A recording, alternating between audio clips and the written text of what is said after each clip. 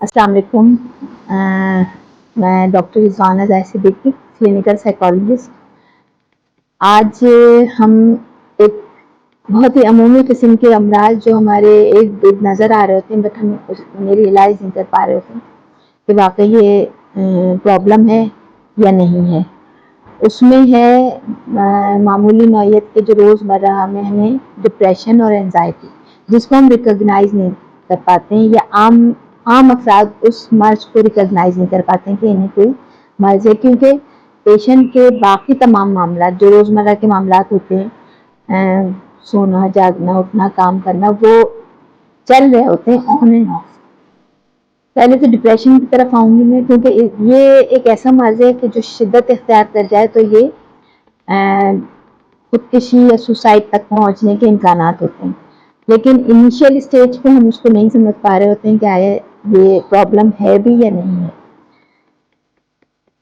अमूमन डिप्रेशन में मामूली नौइयत के सिम्टम्स होते हैं, जैसे भूख नहीं लग रही है, दिल नहीं चाह रहा, ऑफिस की छुट्टियां हो रही हैं, या किसी काम को करने का दिल नहीं चाह रहा, कहीं पार्टी शादी में जाने का दिल नहीं चाह रहा है, आप घर में अपने ज़्यादा रहना पसंद कर रहे हो, लोगों से मिलना कम हो जाता है, कमरे में बंद है।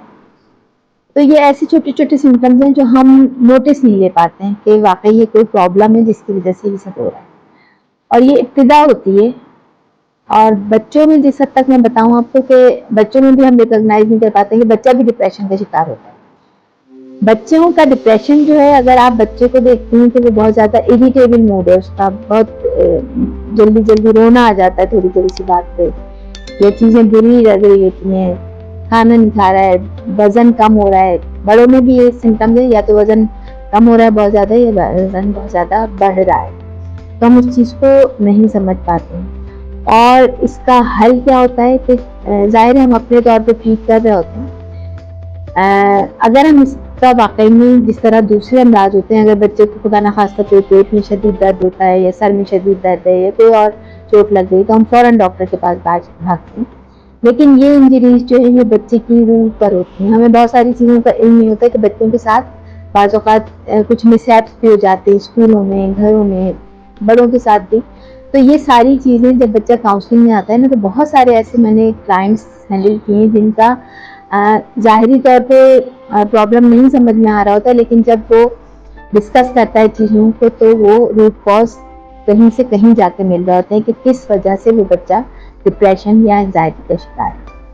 दूसरा एक एंजाइटी का मर्ज, जिसमें ज़्यादा जो प्रोमिनेंट सिम्टम्स होते हैं वो घबराहट के होते हैं, अनईजीनेस, कंफर्टेबल नहीं फील कर रहा होता है वो किसी भी सिचुएशन में।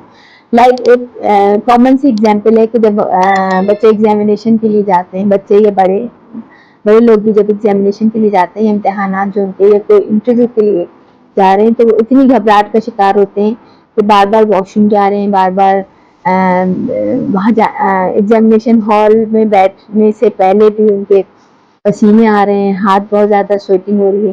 तो एग्जामिनेशन एंजाइटी किसी हद तक एक नॉर्मल होती है, क्योंकि अगर एंजाइटी ना हो, एग्जामिनेशन एंजाइटी ना हो, तो हम पढ़ने नहीं बैठ सकते। लेकिन जब ये हर चीज़ से रिलेटेड हो जाती है कि हम एग्जाम जाना है तब भी घबराहट हो रही है, हमें बाहर सौदा लेने जाना है तब भी हमें अनकंफर्टेबल है कि नहीं, वहाँ पे दुकानदार सवाल जवाब करता है, या वर्चुअल मेडिकल ओपिनियन आप लोगों की सहूलत के लिए एक और फैसिलिटी फराहम करता है। वो ये है कि आप ऑनलाइन सेशन बुक कर सकते हैं, क्योंकि आजकल डिस्टेंस की वजह से लोगों का आना जाना, फिर ज़ाहिर है पेट्रोल की कीमतों में इजाफे की वजह से ज़ाहिर है किराए फेयर बहुत ज़्यादा हैं, तो लोगों को आने जाने में भी प्रॉब्लम होती है।